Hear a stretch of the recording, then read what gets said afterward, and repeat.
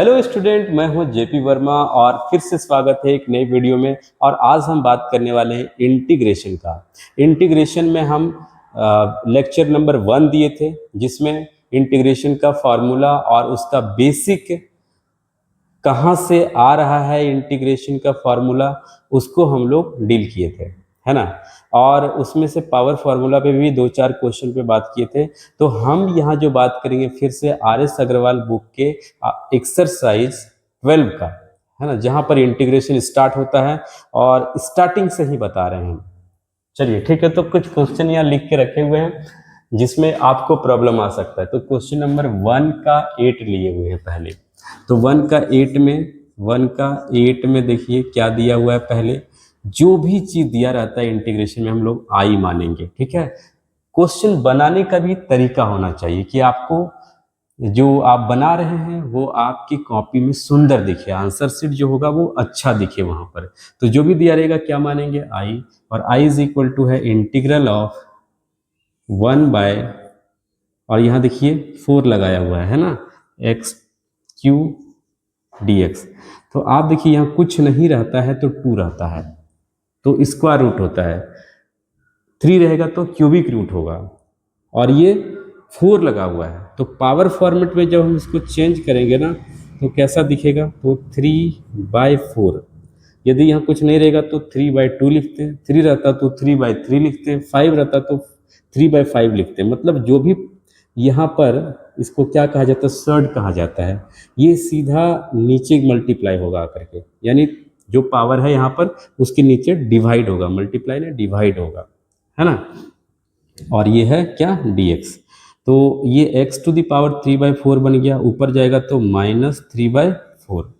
और यहाँ पर इंटीग्रेशन का फॉर्मूला लगाएंगे। तो क्या होता है पावर फॉर्मूला, जितना रहता है पावर उसमें 1 ऐड कर देते हैं, और वही वाला पावर फिर से नीचे लिख देते हैं, और लास्ट में एक इंटीग्रेशन कांस्टेंट लगा देते हैं। तो सब मिला के कितना हो गया, x टू द पावर, इसको ऐड करेंगे तो कितना आ गया, 1/4 आ गया। तो नीचे में भी 1/4 आएगा, प्लस c, ये हो गया 4x to the power 1/4 plus c। 2 का 2 फिर से लिए है, ये देखिए, है ना। जो भी चीज दिया रहेगा हम लोग क्या मानेंगे, आई। तो let I is equal to integral of, क्या लिखा हुआ है, 8 - x plus 2x³ minus 6/x² plus 2x to the power -5 और plus 5x to the power -1, और लास्ट में dx।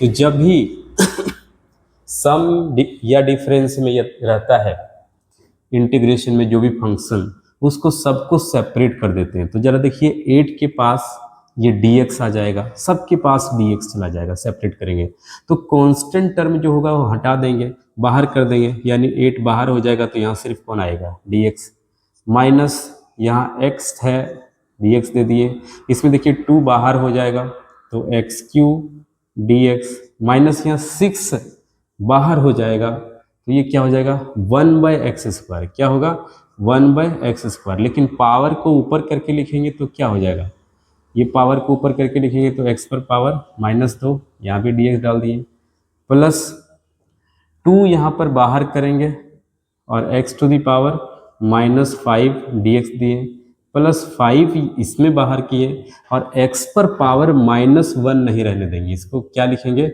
1/x dx। क्यों, क्योंकि x पे पावर -1 जब इंटीग्रेशन में होता है तो वो एक अलग ही फॉर्मूला देता है। 1/x का इंटीग्रेशन log x होता है ना। इस बात को ध्यान में रखिए कि x पर पावर -1 रहे तो इंटीग्रेशन में फॉर्मूला इस्तेमाल नहीं करेंगे पावर वाला, उसकी जगह पर उसको नीचे करेंगे तो फार्मूला अपना कुछ दिखेगा वो अलग। तो यहाँ से 8 dx का x हो जाएगा, x का इंटीग्रेशन पावर 1 है तो 1 की जगह पर 2/2 है ना, प्लस 2 x पे पावर 3 है तो यहाँ 3 की जगह पर 4 हो जाएगा, 4/4, सॉरी, माइनस 6, और x टू द पावर देखिए -2 है तो -2 में +1 जब होगा तो हो जाएगा कितना, -1, और नीचे में भी क्या, -1, plus 2 x to the power -5 है, और जैसे 1 ऐड करेंगे, एक जोड़ेंगे तो कितना हो जाएगा, -4 और यहाँ भी -4 हो जाना है, +5 और ये हो जा रहा है क्या, log mod x, और लास्ट में एक कांस्टेंट डाल देते हैं क्या, c। चलिए तो कटने वाला जो पार्ट है इसको कटा दीजिए, यहाँ भी कटा सकते हैं, ये 2 से कटेगा।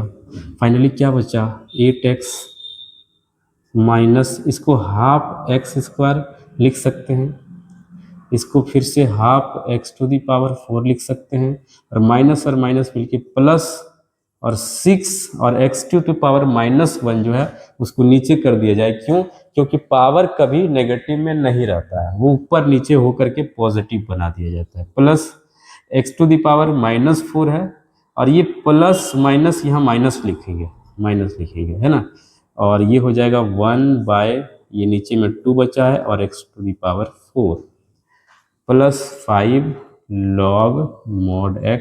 mod नहीं भी डालेंगे तो कोई बात नहीं, लेकिन डाल देने से ज़्यादा अच्छा रहेगा। तो इस तरह से इंटीग्रेशन बनाएंगे। अब देखिए 3 का 1 जो भी दिया रहेगा क्या मानेंगे, वो i मानेंगे। क्या दिया हुआ है, तो इंटीग्रल ऑफ 2 - 5x 3 + 2x और 1 - x dx। तो आप इसको क्या कीजिए, सिंपल इसको मल्टीप्लाई कीजिए। मल्टीप्लाई करने से क्या होगा, ये पूरा एक्सपेंड करना है ना।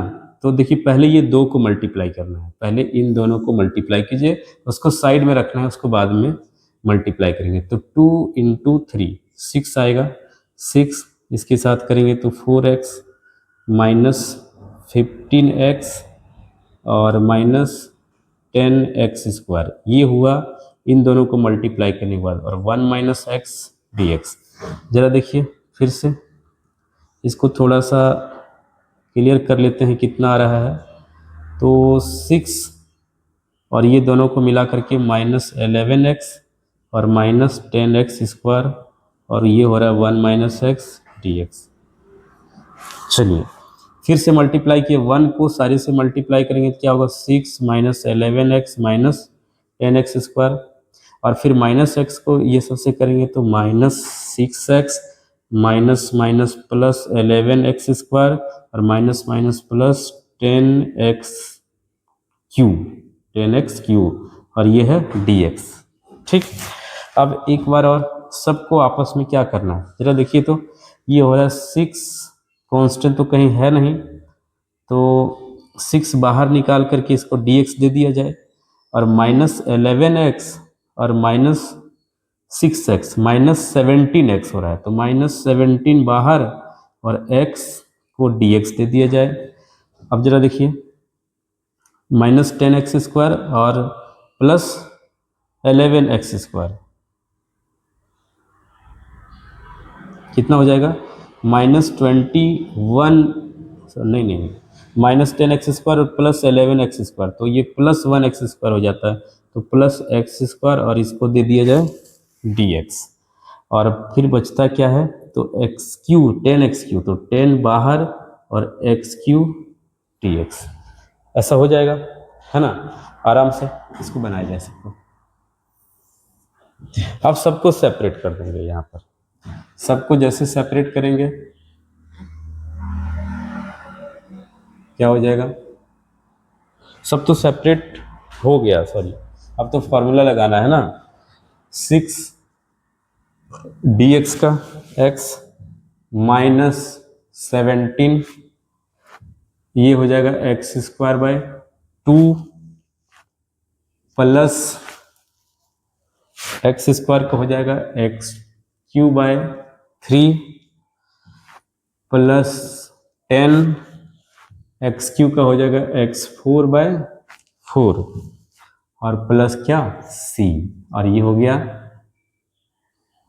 कुछ कटने वाला पार्ट नहीं है तो सेप थोड़ा अरेंज करके लिख देते हैं, 6x -17/2x² प्लस 1/3x³ और प्लस ये कट जा रहा है एक बार, चलिए 5 2, तो ये हो गया 5/2 x⁴ और प्लस c, और ये हो गया आंसर, है ना। इस तरीके से इसको बनाना है। 3 का 2 का बात किया जाए, 3 का 2 का बात किया जाए तो जो भी दिया रहता है हम लोग क्या मानते हैं, आई मानते हैं। और आई इज इक्वल टू इस बार है root under x a x square plus b x plus c और ये बी एक्स, है ना।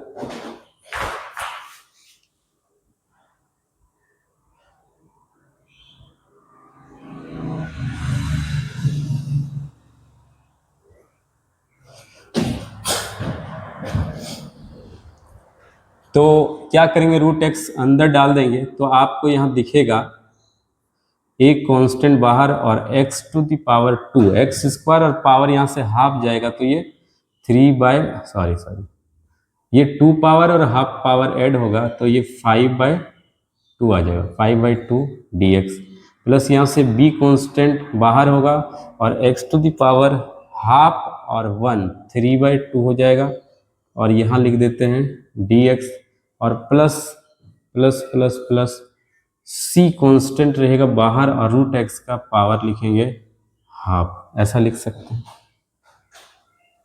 है ना। और इज इक्वल टू एक कांस्टेंट ये x पे पावर 2.5 है तो इसमें 1 जोड़ेंगे तो ये 3.5 हो जाएगा, मतलब 7/2 और यहाँ भी हो जाएगा 7/2 plus b x to the power, ये इसमें 1 जोड़ेंगे पावर फार्मूला लगेंगे तो 5/2, यहाँ भी 5/2 और ये 6c और x टू द पावर 3/2 हो जाएगा ये और नीचे में भी 3/2 और प्लस क्या c हो जाना है।